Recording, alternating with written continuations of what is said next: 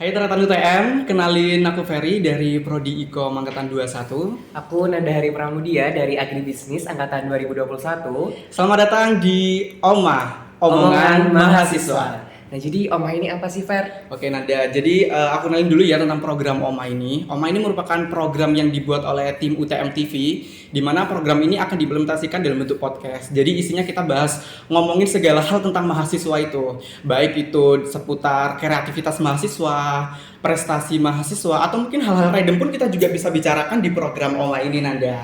Oke, tentunya di program OMA yang pertama kali ini kita nggak sendiri. Kita udah kedatangan tamu dari mahasiswa UTM yang cakep-cakep tentunya. Oke, mungkin terlebih dahulu kita kenalan dulu ya sama narasumber kita. Oke, mungkin kakak-kakaknya bisa memperkenalkan diri terlebih dahulu. Namanya siapa, dari prodi apa, dan angkatan berapa. Biar tretan-tretan UTM ini tahu siapa sih narasumber kita kali ini. Oke, dari siapa dulu nih kenalannya? Baik, siapa dulu ya. Assalamualaikum warahmatullahi wabarakatuh. Waalaikumsalam warahmatullahi wabarakatuh. Baik, selamat pagi semuanya. Ya, kita pagi-pagi kita udah produktif ya.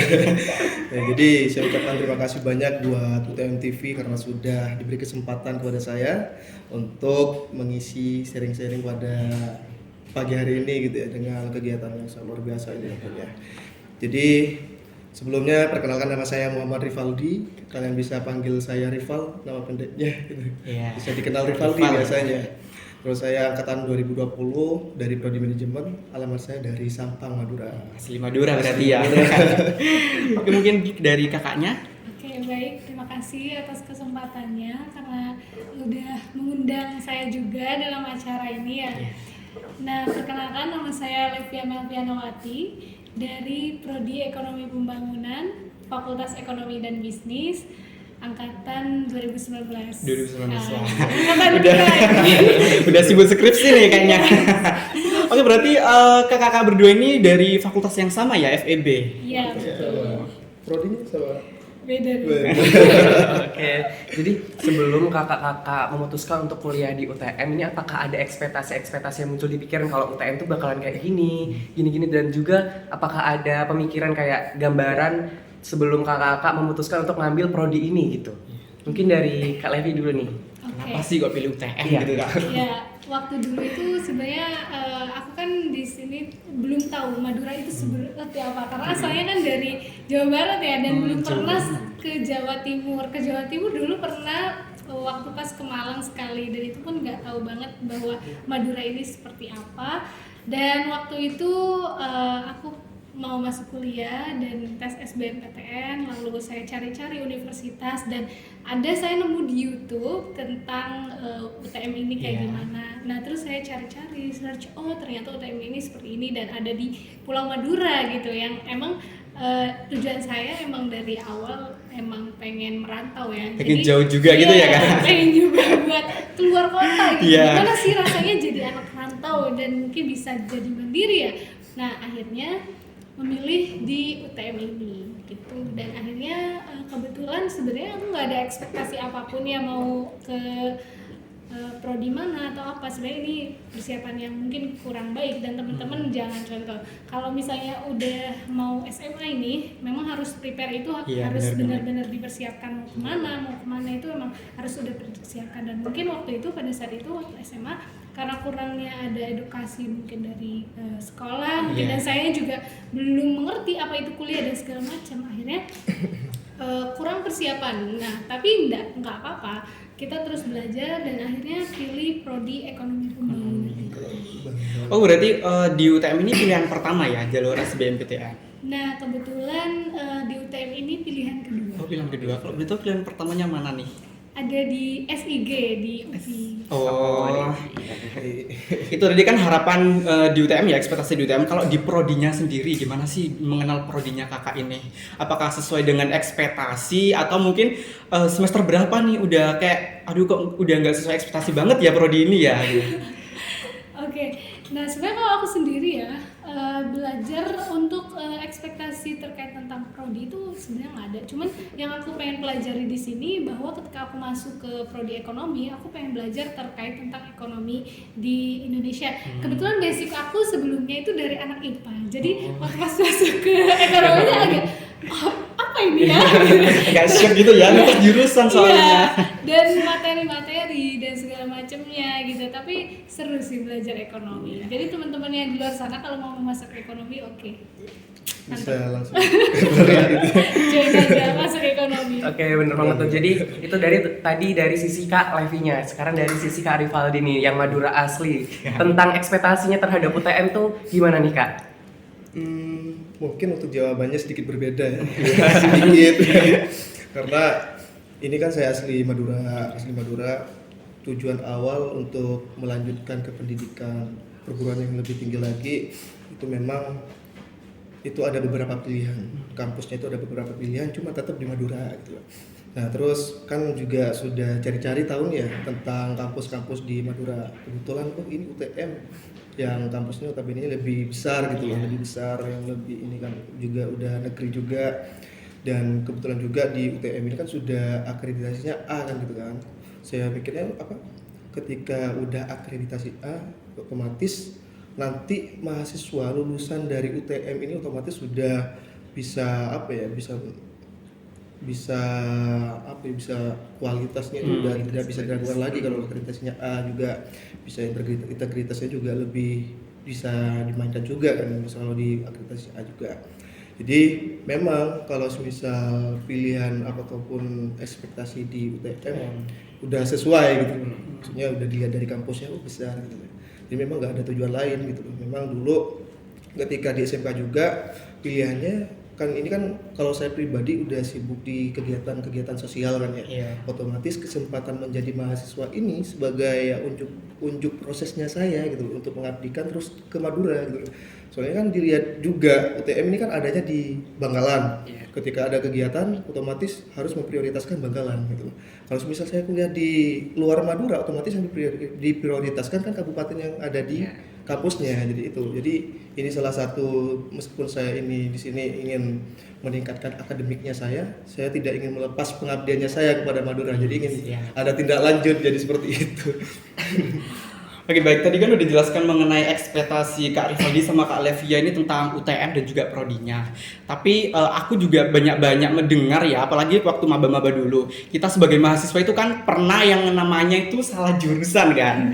Pasti itu pernah, tapi nggak mungkin ya buat Kak Rivaldi atau Kak Levia ini. Dan pernah nggak sih kayak kalian ini merasa salah jurusan dan itu di semester berapa?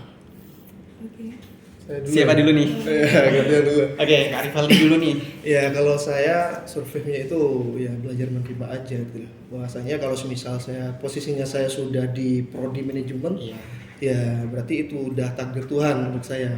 Tempatnya saya untuk berproses di manajemen. Udah saya ambil aja gitu. Soalnya kalau misal dibilang linearnya ke jurusan yang dulu pada saat SMK itu udah sedikit masuk gitu. Kan dulu pas pada saat SMK itu udah di jurusan akuntansi kan. Jadi kenapa saya memilih jurusan manajemen? Saya ingin mendalami tentang ya manajemennya karena identiknya manajemen ini kan tentang ya controlling, tentang organisasi kan itu seperti itu kan. Apalagi ya saya sekarang udah aktif di organisasi gitu loh. Jadi lebih banyak dapat di ilmu manajemennya untuk dibawa ke organisasi itu dapat banget. Jadi gitu. Kalau misal masalah yang tadi disampaikan kayaknya nggak ada di saya gitu. Maksudnya udah los aja. Menerima udah ada basic juga kan ya berarti luluskan ke jurusan manajemen tadi. Iya. Mungkin dari Kak Levianya mungkin agak berbeda nih kayak ngerasa karena lintas jurusan yang tadi ya. Bisa. Kalau dari aku sendiri ya terkait tentang salah jurusan ini pernah mengalami di semester awal, pasti mungkin teman-teman juga ada yang pernah mengalami juga ya jujur aja aku pernah merasakan hal itu karena ya pertama tadi karena aku juga lintas jurusan, terus juga aku ngerti sebenarnya ini konsep ekonomi itu awalnya kemana gitu. Tapi setelah aku berpikir lagi hal yang baru dan kayak keluar dari zona nyaman aku dan terus belajar, dan yang aku pun bisa. Dan ada satu hal yang aku pegang sampai saat ini adalah di mana bumi dipijak, di situ langit dijunjung. Keren banget. Ya, jadi mau dimanapun kita berada ya, aku misalnya dari basic yang bukan anak ekonomi nih, terus tiba-tiba aku kecemplung masuk di ekonomi. Ya udah, aku harus belajar hal itu gitu. Harus sebisa dan semaksimal mungkin mengembangkan diri aku. Jadi mau dimanapun kita berada, even itu nggak sesuai dengan apa yang kita mau, kita harus tetap berusaha keras dan menjunjung hal itu. Kalau misalnya kita udah ditakdirkan di Universitas Trunojoyo Madura, ini jangan sampai teman-teman tuh kayak menyepelekan karena kita nggak ngerti atau menyepelekan dengan mudah gitu. Tapi apa kontribusi yang bisa kita kasih? Jangan sampai kita cuman bisa menyalahkan keadaan. Kan kebanyakan ya realitanya benar. Dan saya tuh pernah mengalami, kenapa sih aku tuh di sini, kenapa gini. Tapi kalau pada ujungnya ya, kalau misalnya kita tetap berpikir seperti itu, kita nggak akan maju. Jadi kalau misalnya kita stop di situ, oke, kita merasa menyesal apa segala macam, tapi tetap kita harus mengerti bahwa harus bisa punya self awareness, atau kita kayak kita harus menerima apa yang sekarang udah ditakdirkan. Tapi kita nggak bisa ngerubah tiba-tiba kamu mau pindah jurusan atau apa sesukamu, dan pikirkan lagi gitu ke depannya. Jadi kalau misalnya kita udah ditempatkan di tempat yang memang itu baik, maka lanjutkan dan buat perubahan dan kontribusi apa yang bisa kamu kasih. Jangan cuma bisa menyalahkan. Kalau aku pribadi. Oke, berarti Kak Levia ini tipe kalau orang yang suka tantangan ya berarti ya. Betul. Oke, lanjut nih Kak. Jadi kan kakak-kakak ini dari Kak Levi kan angkatan 19 nih, pasti kan mengalami namanya offline terus ke online gitu. Dan mungkin ada perbedaan nggak sih Kak dari offline yang sebelum sekarang ini loh, sebelum ada COVID, itu beda nggak sih sama offline yang sekarang ini? Sebelum kan aku dulu pas awal-awal masuk itu 2019 ya. Iya, offline ya. Itu aku offline kan, ospek segala macam Iya, itu aku offline. offline, seru banget ya. Nah, terus tiba-tiba ada COVID nih. Iya. Wah, gimana ini? Terus akhirnya kan online gitu. Tapi aku melihat kondisi ini tidak semata-mata kayak buat aku stuck di dalam karena aku online dan aku pulang ke rumahku gitu. Tapi aku ngebuat hal ini menjadi sebuah peluang gitu. Kayak sekarang ini online, berarti apa yang aku harus bisa lakukan? Berarti kalau misalnya kita nggak bertatap muka dengan dosen dan segala macam, kita punya waktu banyak nih. Nah, waktu banyak ini kita bisa gunain apa? Dan akhirnya di situ aku memilih buat kerja dan magang gitu. Aku magang di CV konsultan yang ada di Malang, konsultan ekonomi. Di situ aku pada saat daring kebetulan aku ditawarin karena ada relasi, dosen menawarkan gimana kalau misalnya coba untuk kerja di CV gitu bersama IDE konsultan namanya. Dari situ akhirnya aku selama daring itu aku kerja di situ. Oh, berarti adanya COVID ini juga memberikan keuntungan gitu ya Kak ya? Iya, benar banget. Karena kan kita bisa menghasilkan hal lain ya selain kita kuliah kan kita paling sejam 2 jam. Kita bisa izin dulu, tolong Mbak gini. Tapi tetap kita harus bisa manage itu ya, karena nggak bisa kita menduakan pendidikan kita, tetap itu adalah nomor satu. Tapi di samping itu aku pengen membangun skill aku dan pengalaman aku, akhirnya aku kerja juga. Oke, jadi adanya COVID ini juga ngasih pengalaman ke Kak Levi kalau ada pengalaman kerja gitu, magang. Betul. Oke. Tadi dari sisi Kak Levi, sekarang ke Kak Rivaldi nih, angkatan 20 kan itu udah Ini udah awal-awal online ya, COVID kan, nih, baru udah online. baru online gitu ya. Ya. Nah, mungkin bisa diceritain nih Kak, dari awal online tuh kayak gimana rasanya Kak? Ya tentunya sebagai angkatan percobaan. Sebagai angkatan percobaan tentunya udah gak kaget gitu, maksudnya udah diterima di awal-awal. Kalau Kak Levia ini kan versinya awalnya offline terus ke online, terus offline lagi. Sehingga dua-duanya dapat merasakan. Kalau saya kan udah masuk online, jadi ini kayak gini mekanismenya kan seperti itu kan. Jadi kalau dijadikan perbedaan, jadi bedanya itu cuman ketika ada mata kuliahnya aja gitu. Kalau misal kegiatannya mahasiswanya tetap saya menjalankan semuanya karena kan saya aktif di organisasi kan dulu kan. Jadi kalau bisa cerita nih ya, jadi dulu kan memang online, tapi kegiatannya saya itu ketika ospek ataupun apa itu udah ada di sini gitu. Udah offline di sini, iya. Yang lain ada di rumah, saya ada di sini gitu. Udah. Yang lain ospeknya di rumah, saya tetap di kampus. Cuma lewat online aja gitu. Karena kalau dari segi perbedaannya itu antara online dan offline ya, memang kalau online itu kan paling nggak terlalu banyak effort kan gitu ya. Paling ketika ada sekarang mata kuliah nih, cuma cuci muka, udah standby di depan kamera udah selesai. Tapi kalau udah offline ya kita effortnya udah lebih tinggi lagi, lebih banyak lagi ya kita harus datang ke kampus gitu, harus datang ke kampus. Terus ke kampus aja kita harus benar-benar perhatikan diri kita kan, ya kita mau pakai outfit apa Iya, sekarang. ribet banget. Kalau misal udah salah outfit kayaknya nggak jadi berangkat gitu kan gitu. Ini jadi pikiran mahasiswa sekarang itu kayak sekarang mau pakai outfit apa, besok mau pakai outfit apa, Jadi itu yang pikirin itu dipikirin. outfit gitu ya. Makanya saya tuh udah mengatur gitu masalah outfit itu, kalau misal di hari Senin sampai Selasa itu pakai formal gitu. Kalau misal hari Rabu sampai Kamis itu pakai outfit yang casual gitu. Jadi udah diatur aja gitu, biar kita tidak terlalu bingung. Sehingga ya maksudnya perbedaannya di situ aja aslinya sih. Dan juga menantangnya itu memang benar-benar ketika offline. Ketika saya juga sharing-sharing ke teman-teman, gimana ketika udah merasakan perkuliahan offline, wah luar biasa ya, ternyata diuji banget gitu. Ketika di dalam kelas duduk ditanyain nggak tahu udah dimalu gitu. Kalau semisal ketika online ditanyain nggak tahu, kita udah gangguan jaringan, Iya, udah benar. selesai. Ada alasan. Ada alasannya udah logis kan kayak gitu kan, jadi tidak terlalu di permasalahan. Kalau semisal di dalam kelas tidak tahu, otomatis kamu nggak belajar kan gitu kan, udah kayak gitu. Oke, jadi lebih prefer yang mana nih? Kan sekarang ini kan kita kan udah offline juga, tapi kan ada beberapa dosen itu yang memutuskan matkulnya itu dilakukan secara online. Jadi menurut kalian itu lebih enak mana sih, online atau offline? Dalam kita yang sekarang ini offline, tapi ada beberapa matkul itu yang mengharuskan online dari dosen-dosennya. Gimana nih? Kalau segi enak-enaknya Iya. pasti online dong. Tapi kalau dari segi mata kuliah yang didapatkan, maksudnya hasilnya nanti itu lebih ke offline-nya. Iya, gitu. lebih langsung dapat gitu ya Langsung interaksinya. dapat. Karena kalau online kita lebih banyak mengentengkan kadang. Iya. Kalau misal kita niatnya tidak ya sungguh-sungguh.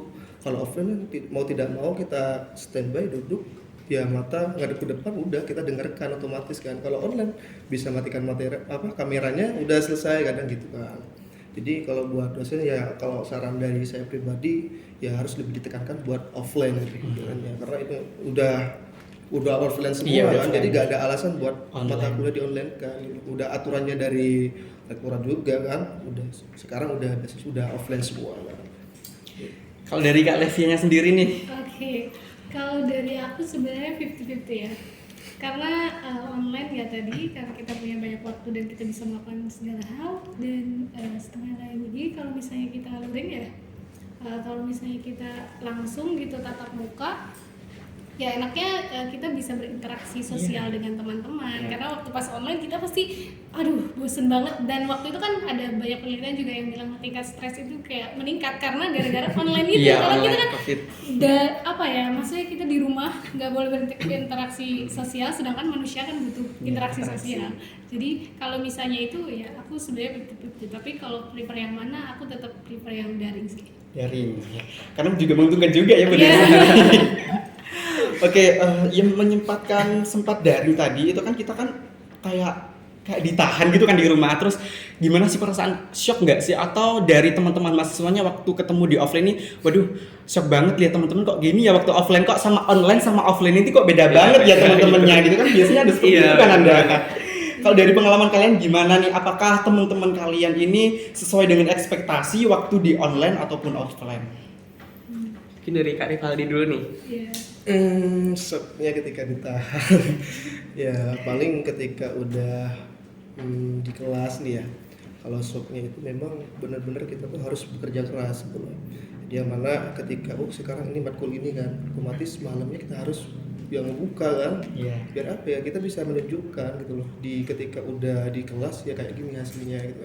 Terus misal ya shocknya juga ya keterbatasan juga kadang gitu, masalah waktu kan, pembagian waktunya juga. Ketika banyak matkul juga kan, otomatis ya pembagian waktunya itu karena kalau online kan ya kita lebih nyantai gitu kan. Iya. Kalau online kan, jadi tidak terlalu kebeban pikiran kalau versinya saya gitu. Kalau offline ya kita harus benar-benar ya bekerja keras gitu.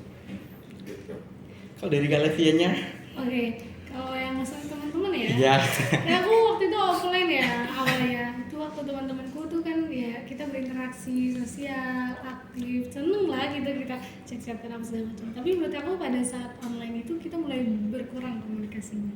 Nah, kan mungkin teman-teman punya kesibukannya masing-masing. Iya. Kita juga nggak terus-terusan chat teman kita Iya, kan, benar. nggak mungkin kan. Paling kita chat di grup doang, terus kayak yang penting-penting share tentang mata kuliah dan segala macam gitu. Jadi interaksinya cukup berbeda sih dari pada saat online, Online dan sama offline. Offline. Oke. Oke, kalau dari sebagai mahasiswa nih, kakak-kakak ini itu pengennya menjadi mahasiswa itu yang seperti apa sih? Apa dari awal sebelum menjadi mahasiswa itu udah menargetkan, wah waktu jadi mahasiswa aku pengen jadi mahasiswa yang sibuk banget, aku pengen jadi mahasiswa yang bener-bener ngejar prestasi banget. Itu kalau dari kalian itu pengen jadi mahasiswa yang seperti apa? Dari Kak Rivaldi atau Kak Levia dulu nih? Ya gitu. Oke, Kak Levia dulu. Nah, kalau misalnya aku dulu ya, waktu pas awal-awal masuk tuh karena sebenarnya jujur nih ya, aku sempet kena culture shock. Karena kan beda banget budayanya, Iya. beda dengan bahasanya yang mungkin aku tidak cukup mengerti karena ya mungkin pertama kali kesini juga dan aku senangnya sih di sini karena kita banyak banyak beragam budaya yang ada di sini. Dari mulai Jawa, Iya, dari Jawa. mulai Madura juga. Jadi aku bisa belajar banyak banget. Oh ternyata culture di Madura ini kayak gini. Oh ternyata culture di Jawa ini seperti ini, orang-orangnya seperti ini. Wah, dan itu awal-awal itu emang shock banget buat aku. Karena nggak ngerti bahasanya dan Iya. aku juga harus ini apa ya artinya gitu. Kadang teman-teman aku tuh kayak ngobrol ya kayak aku nggak ngerti. Tapi pada saat kesini udah berjalan waktu karena emang bener sih kalau misalnya bahasa itu emang harus dilatih. Emang kalau misalnya kita mau belajar bahasa Inggris atau bahasa apa gitu kita harus benar-benar ngobrol dan praktis gitu kayak praktek itu gitu. Yeah. Jadi kita bisa lancar dan in the end aku alhamdulillahnya aku bisa mengerti bahasa Jawa, bahasa Madura dan aku punya ya mungkin beragam bahasa ya itu saya senangnya kayak gitu sih pas yang tentang hal itu. Oke, aku juga pernah sempet stalk IG-nya Kak Levia ataupun brandingnya gitu kan kakak ini kan juga pernah ikut organisasi ya, organisasi sama ikut duta-duta gitu. Kayak itu udah target nggak sih Kak dari maba itu? Oh iya benar-benar sorry tadi aku lupa ya. Nah jadi waktu pas awal-awal tuh kan culture shock itu terus aku akhirnya ya aku nggak mau ngapain, aku nggak mau ikutan apa-apa. Jujurnya aku nggak mau ikutan apa-apa.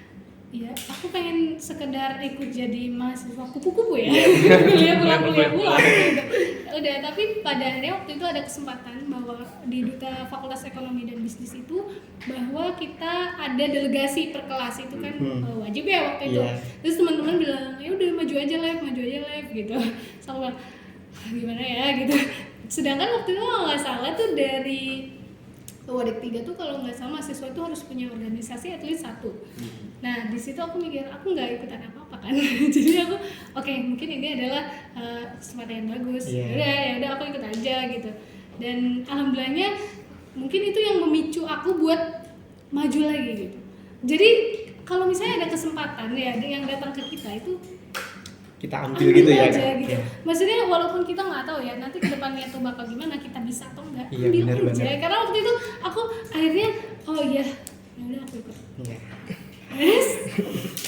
Oke, dari Kak Levianya tadi kan yang berawal dari mahasiswa kupu-kupu terus Iya. akhirnya dia merangkak untuk ikut berbagai organisasi ya, ikut duta juga, bahkan dia menjadi winner ya kalau nggak salah. Luar Kita biasa berarti. Oke, mungkin kita dengarkan dari sisi Kak Rivaldinya sekarang. Kalau pilihan dari awal ya dari maba tentunya kalau saya pribadi karena udah aktif di organisasi nih ya. Kura-kura berarti ya ini ya. Udah rapat ada pur juga sih kuliah ruwet keluar. Kadang sih seperti itu ada mikirnya. Ya jadi ya pilihannya saya dulu ya selain saya mau fokuskan ke akademiknya saya ingin belajar tentang ya ilmu di lapangan itu seperti apa. Sehingga kalau misal kita mengharapkan ilmu di lapangan, berarti saya harus aktif di kegiatan sosial. Ya ini memilih di organisasi kan seperti itu kan. Jadi ya saya memilih untuk menjadi mahasiswa yang aktif di 2 bidang dari akademik ataupun non akademiknya. Jadi itu target saya di awal maba. Nah awalnya ini kan kalau backgroundnya saya aslinya dulu ketika SMK itu memang di duta semuanya, duta daerah gitu loh, duta daerah. Sama-sama ya biasanya di duta nih. Jadi ya aslinya kalau niat awal itu saya itu mengembangkan di dutanya dari fakultas terus ke universitas terus kemana gitu intinya di duta. Ternyata ketika udah masuk ada banyak golongan nih kan ya, udah banyak golongan yang mengajak ayo ikut ini sehingga dulu masuk ke organisasi internal di himpunan itu di himpunan mahasiswa manajemen saya masuk adalah terus berlanjutan sehingga ya menyibukkan diri di situ pilihannya gitu. Jadi intinya apa yang saya lakukan itu dapat bermanfaat buat orang lain dan juga lebih dekat dengan mahasiswa itu tujuannya gitu loh. Kalau misal mau dekat dengan mahasiswa ya pilihannya itu harus aktif organisasi gitu loh, biar Iya, bisa benar-benar. dapat semuanya gitu. Oke, tadi kan sempat disinggung bahwa Kak Rivaldi sama Kak Lev ini sama-sama dari Duta ya.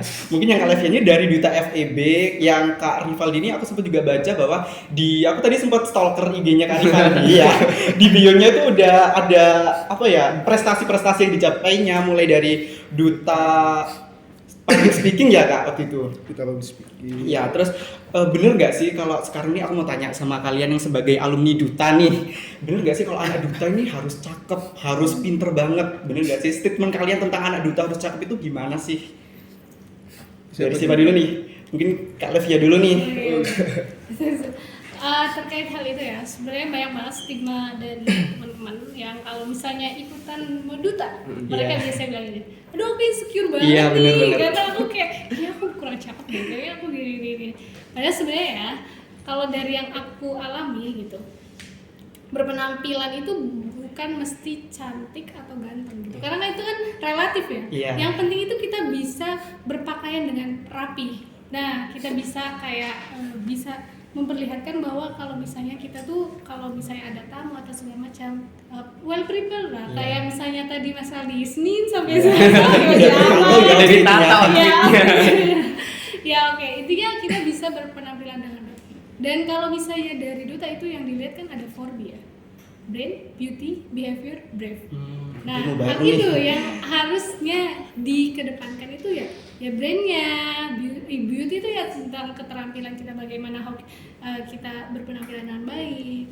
Terus brand, beauty, behavior kayak kita ke orang-orang kayak gimana ya Iya. gitu dan segala macam. Brave, keberanian kita kayak gimana untuk melakukan sesuatu atau perubahan gitu. Jadi hal itu tuh bukan menjadi hal yang utama. Jadi teman-teman kalau misalnya mau ikut Duta, kita ikut aja. Kalau misalnya gini, intinya gini, kalau misalnya dari aku ya, misal kalian pengen ikut Duta nih, nah hal yang kurang ada satu, misalnya apa ya, berarti hal yang kurang itu kamu tonjolkan dengan hal yang lain, kayak gitu. Kalau misalnya itu strateginya ya kayak gitu, jadi kita analisis diri kita sendiri gitu, kita yang kurangnya di mana nih, oh kita kurangnya di sini, berarti kita yang harus nonjolin apa gitu. Harus paham dulu gitu ya. Iya nih, Mas Soalnya juga udah Duta kemana-mana nih, coba gimana nih? Iya, mungkin dari Kak Rivaldinya sekarang nih.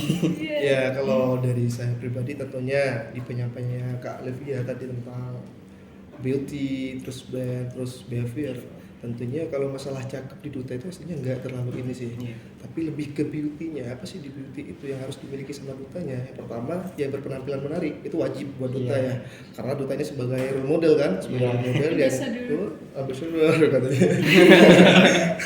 Jadi yang banyak-banyak lihat sama teman-teman itu kan. Jadi apa sih yang perlu kita tampilkan terlebih dahulu? Ya ini penampilan. Masalah cakep ya, kalau bicara cakep itu diunggulkan dari dulu, saya nggak berani dong Iya. ikut Duta, apalagi saya yang pas-pasan kayak gini kan katanya kan.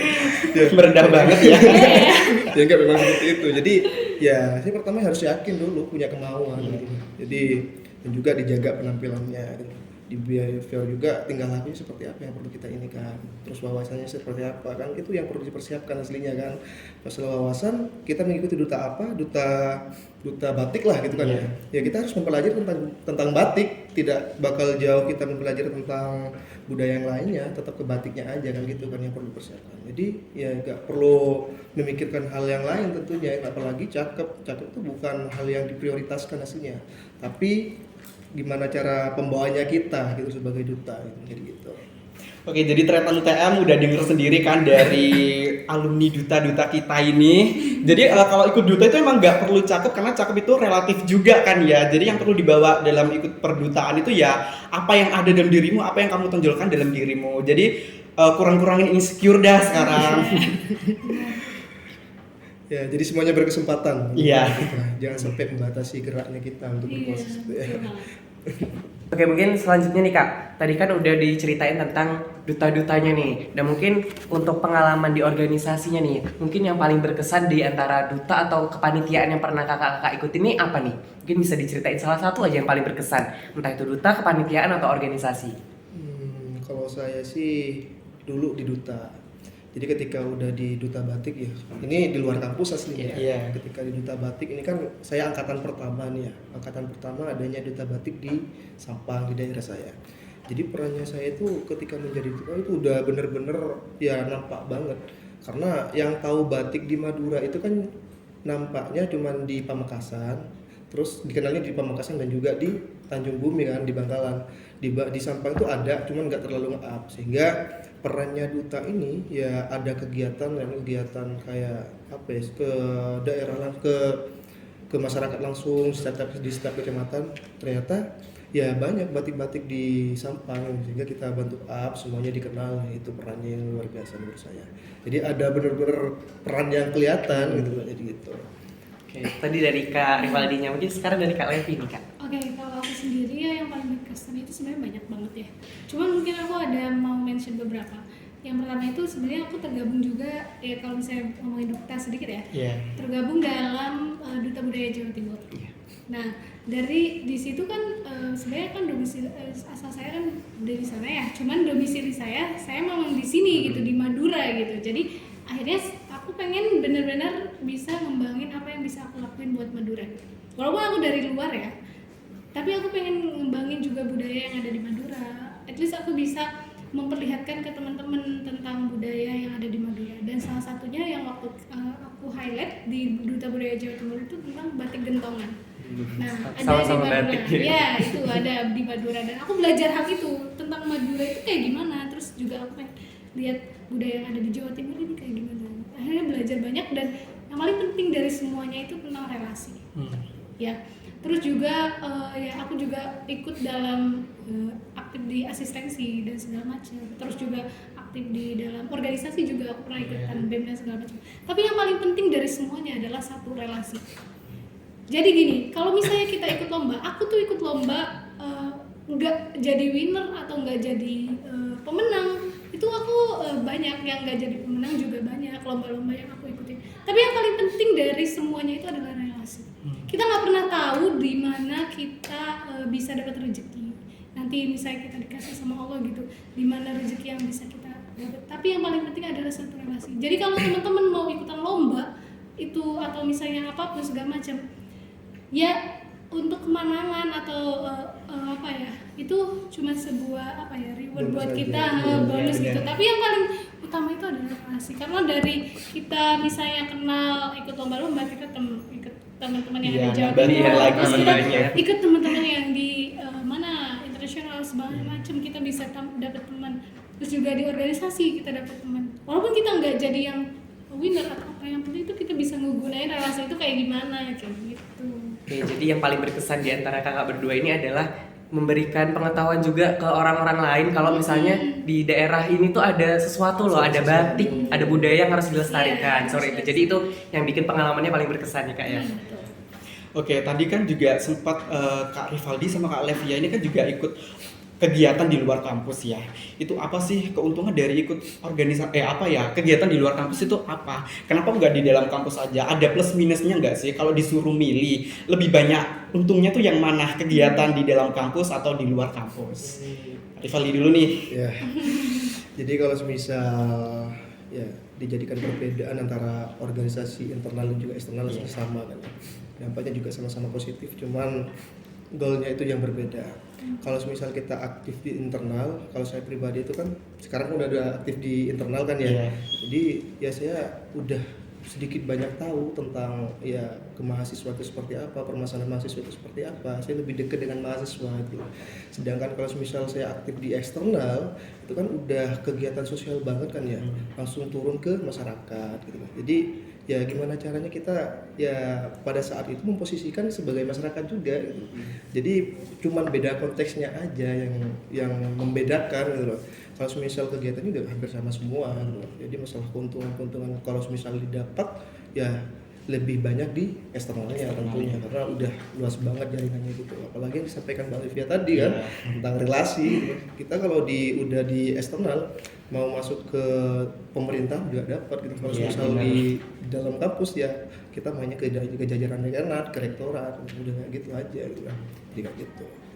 Kalau dari Kak Levianya? Oke, mungkin aku nyambung dikit ya. Sebenarnya apa yang dikatakan sama Rivaldi ini udah benar banget gitu. Kalau misalnya tentang mau di luar kampus atau misalnya di dalam kampus itu sebenarnya sama aja ya. Yang penting tuh ya satu tadi bahwa gimana cara kita menggunakan apa ya hal tersebut untuk kita terus berkembang gitu. Jadi mau di dalam kampus atau di luar kampus itu sama aja. Yang penting kita jangan mengedepankan hal-hal yang penting. Yang paling utama kan akademiknya.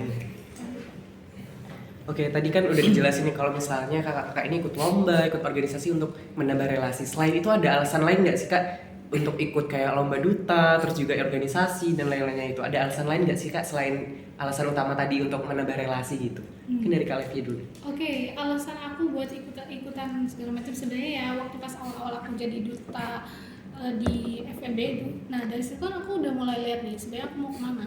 Sebenarnya aku telat banget sih, harusnya kita udah mulai dari sekarang itu harus udah disiapin. Nah, kira-kira maunya di mana? Jadi harus ada goals, kayak tujuan yang mau kita capai gitu. Nah itu penting banget buat bahan bakar kita buat maju gitu. Kalau aku sendiri tuh yang pertama aku emang udah mempersiapkan buat ikut ya akhirnya aku pengen ikutan duta segala macam dan ada 3 hal sih yang aku ingin. Aku pengen pada saat aku mahasiswa itu yang pertama aku bisa ikut organisasi, yang kedua aku bisa kerja, dan yang ketiga aku bisa berprestasi. Nah 3 hal itu yang jadi komponen utama. Jadi aku gimana caranya merealisasikan hal tersebut. Walaupun misal sebenarnya ya kalau misalnya teman-teman nggak mesti 3 ya, misalnya teman-teman mau fokus ke 1, saya pengen berprestasi, udah fokus di situ berprestasi. Mau ikut internasional atau misalnya tingkat nasional, pokoknya tetap berprestasi. Ikut lomba-lomba banyak platform-platform yang informasi terkait tentang beasiswa atau misalnya tentang lomba-lomba gitu. Yang kedua kalau organisasi ya kita ikutan yang di dalam kampus, misal himpunan prodi kan kita banyak pasti atau BEM, terus juga atau nanti banyak lah pokoknya organisasi UKM dan segala macam. Itu udah berproses di situ. Jadi yang terbaik di situ. Kalau misalnya yang tadi yang terakhir kerja.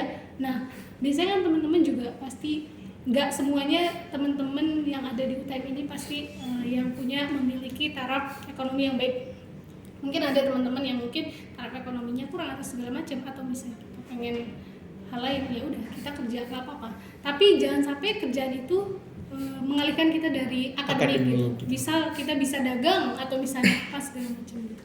Jadi yang terpenting itu ya itu. Kita harus punya goals dulu, tujuan dulu. Baru kita bisa nata mau kemana gitu. Oke, kalau dari sisi Kak Rivaldi nih gimana nih Kak? Kalau tujuannya saya aktif di organisasi ataupun di prestasi dulu ya. Pertama ya di prestasi ini kan sebagai dari prosesnya aja itu sebagai upgrade diri kan tentang potensi apa sih potensinya kita gitu kan.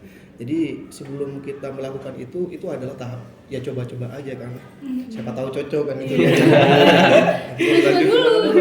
Kayak Olivia ini sampai ke Jawa Timur. Awalnya kan masih di FEB kan, masih di fakultas. Akhirnya kan udah ternyata enak di prosesnya gitu loh. Dan hasilnya udah benar-benar nampak. Nah, dari hasil itu kan udah benar-benar kita mikirnya itu udah jangka panjang banget kan. Apa maksudnya ketika udah ada hasil otomatis hasil ini mau dibawa kemana kan otomatis kan tetap kembali ke diri kita masing-masing kan. Apalagi habis kuliah udah mikirnya kita mau kerja. Di dunia pekerjaan sekarang kan udah tingkatnya persaingannya udah luar biasa banget. Jadi apa yang kita unjukkan, apa yang kita tunjukkan gitu loh ya. Ya dari hasilnya kita bahwasanya kita masih udah punya banyak pengalaman entah menjadi dulu organisasi di internal maupun eksternal ataupun prestasi yang lain yang bisa kita kasihkan ke perusahaan ataupun di tempat yang mau kita kerja gitu loh. Jadi menambah CV lah gitu. Gitu. Itu kan aslinya realistisnya kan di situ kan aslinya. Betul. Nah, mungkin nambahin dikit. Iya, boleh. Terkait tentang apa sih yang sebenarnya penting ketika kita ikut organisasi, kerja atau segala macam. Yang pertama itu yang paling penting adalah skill. Itu paling penting dari semuanya. Karena menurut aku ya, untuk kita belajar menjadi mahasiswa cuman belajar itu kurang cukup. Iya benar. Untuk kita keluar, karena kan di sini mungkin aku udah nyoba sedikit kerja ya, walaupun bukan yang kerja beneran, maksudnya ya kerja yang beneran sih, cuma maksudnya enggak yang kayak langsung yang benar semuanya full time buat kerja gitu. Tapi yang paling penting itu skill, karena apa kita sebenarnya belajar ya, tujuan belajar, kita mendengarkan perkuliahan segala macam, sebenarnya bukan materi atau apa, materi itu ya mungkin kita dapat wawasan segala macam, tapi yang penting apa? ya disiplin, terus juga cara kita mempekerjakan, terus nanti tepat waktu atau enggak, itu tuh kebawa pada saat kalian kerja. Jadi kalau misalnya sekarang, misalnya belajar gitu ya, terus kita ngerjainnya males-males, nanti tuh akan berdampak pada saat nanti kalian bekerja. Iya benar. Terus juga hal-hal kayak lain, public speaking. Teman-teman di sini kan udah keren-keren banget nih. Wah, MC-nya udah cas gitu, udah mantep kan, ini bagian dari skill. Nanti pada saat nanti keluar dari sini, teman-teman bisa ikut jadi jurnalis atau segala macam, kan itu adalah skill. Jadi skill itu banyak banget, banyak bentuknya. Mau kalian pintar di misal di desain grafis atau segala macam, ya udah itu yang sebenarnya harus kita punya. Kalau materi ijazah itu adalah cara kita mungkin nanti untuk melamar S1 segala macam, tapi nanti yang dilihat itu apa ya, skill kita, keterampilan gitu, komunikasi dan segala macam, itu yang penting. Jadi teman-teman sebagai mahasiswa nih cari skill sebanyak-banyaknya gitu. Oke, tadi kan terakhir nih Kak. Tadi kan banyak ya jenis-jenis mahasiswa itu apalagi di perkuliahan itu. Kalau bisa kita definisikan, Kak Levi sama Kak Rivaldi ini kan termasuk kura-kura ya. Sambil kuliah kerja. Kayak mereka berdua ini pinter banget buat manajemen waktunya itu. Terus tanggapan kalian berdua nih terhadap mahasiswa kupu-kupu itu gimana sih? Kan yang kita lihat itu mahasiswa kupu-kupu itu kayak ya udah kuliah pulang kayak gak ada kerjaan lain. Padahal itu kan sebenarnya kita nggak tahu kan kegiatan di luar perkuliahan mereka itu gimana. Gimana nih tanggapan kalian tentang mahasiswa kupu-kupu? Oke. Jadi kalau dari saya pribadi untuk menanggapi gimana sih? Ya teman-teman mahasiswa yang kegiatannya habis kuliah pulang, habis kuliah pulang gitu kan. Jadi kalau saya tidak bisa membatasi juga, tidak bisa menyalahkan juga karena kenapa? Dari awal mereka memilih untuk menjadi mahasiswa aja, mereka tuh udah punya tujuan gitu. Termasuk mau jadi kupu-kupu, kura-kura itu udah pilihannya gitu. Jadi dari kupu-kupu dan juga kura-kura ini kan, itu udah memiliki perbedaan tujuan. Nah, siapa tahu nih ya, yang dimaksud tadi Mas Ferry kan ya. Siapa tahu mereka lebih punya kegiatan di luar kampusnya gitu kan, entah bekerja ataupun apa gitu.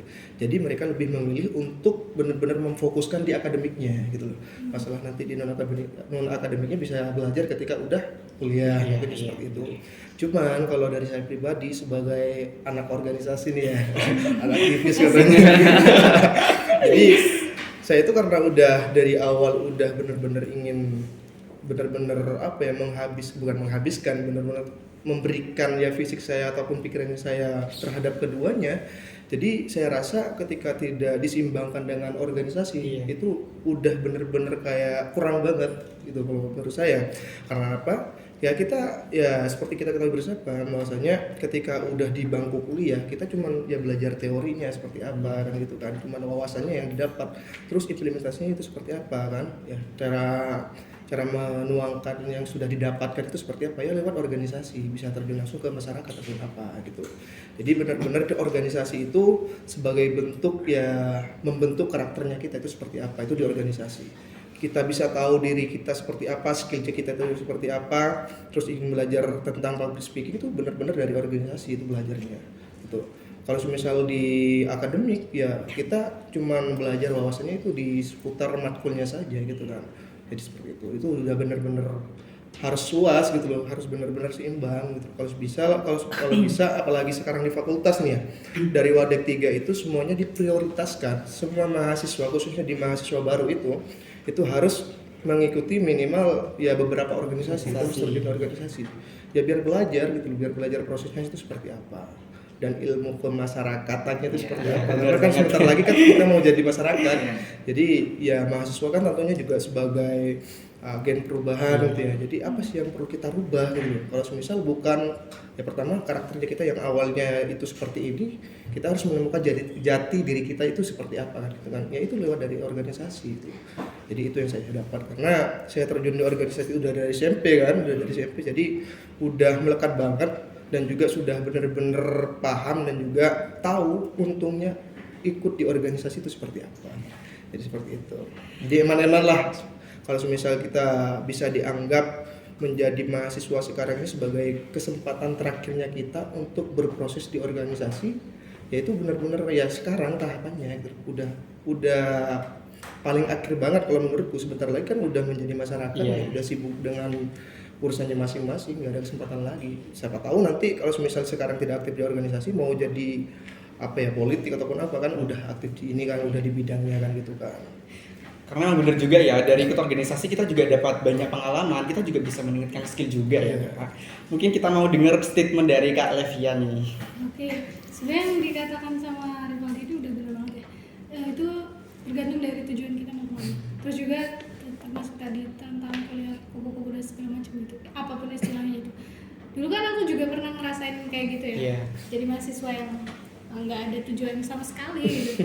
Terus tapi pada akhirnya tuh ya benar, satu hal yang penting adalah goals. Terus punya semacam tujuan buat memicu kita.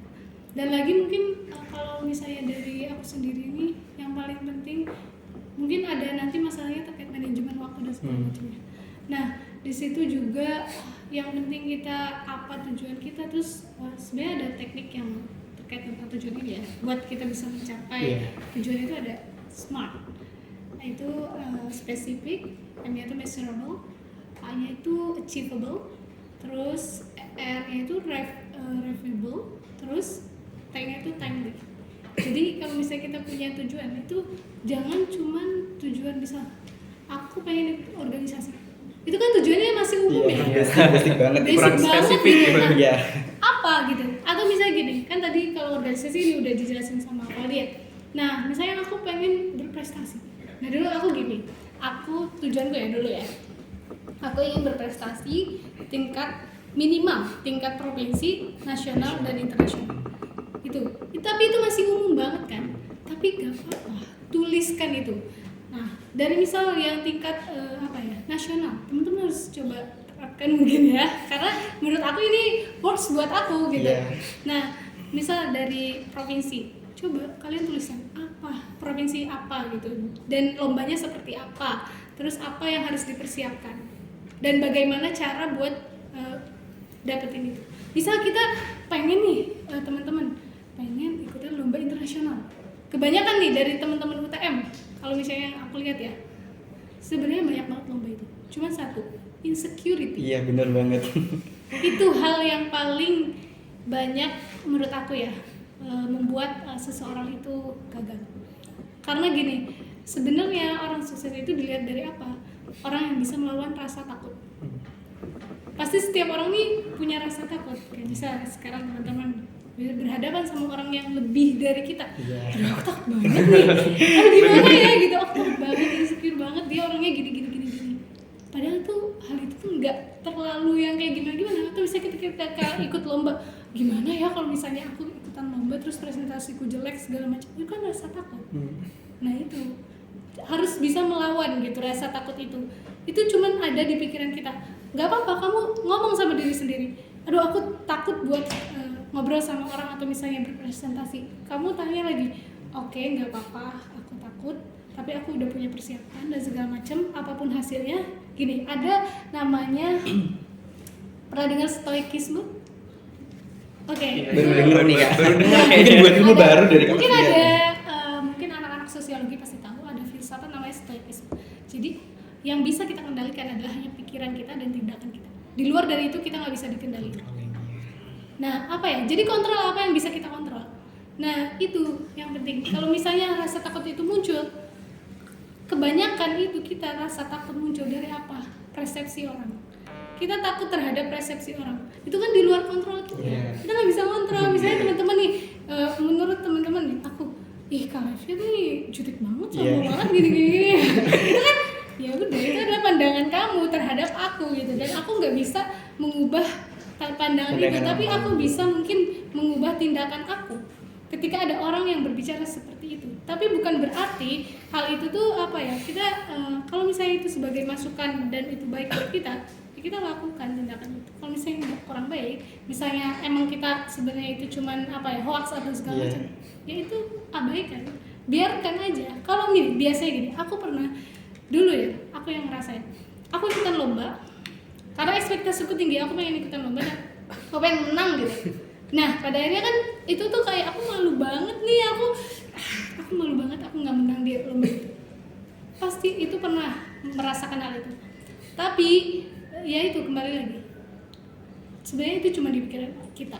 Orang lain tuh nggak peduli apa yang kita lakuin, Iya, bener mau kita banget. kalah, mau kita menang, itu orang lain nggak peduli. Ya kalau misalnya ada beberapa orang yang ngomong Alifnya kurang gini, ya it's okay, itu adalah cuma persepsi orang. Yang penting kita terus keep going gitu, tetap jalan. Tapi untuk cara mengendalikan itu tuh gimana Kak? Tapi kan kita kan ada beberapa orang yang tipikalnya itu dia terpatok banget terhadap pendapat seseorang. Jadi kayak dia takut dijudge ini itu, padahal ya sebenarnya kita bodo amat sama dia gitu loh.